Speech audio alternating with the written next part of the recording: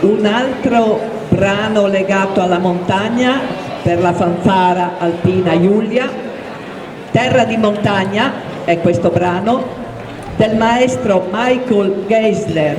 È un brano composto ad omaggio delle montagne del vicino Tirolo. Brano dalla struttura alternante e variopinta.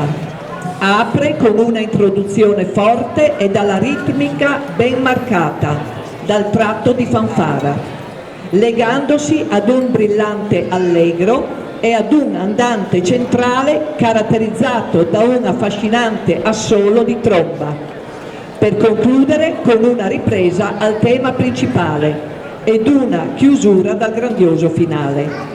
Geisler, musicista austriaco, oltre ad una prolifica attività compositiva, può vantare svariati incarichi come direttore di corpi bandistici e oggi è il direttore ad interim della banda della Polizia del Tirolo.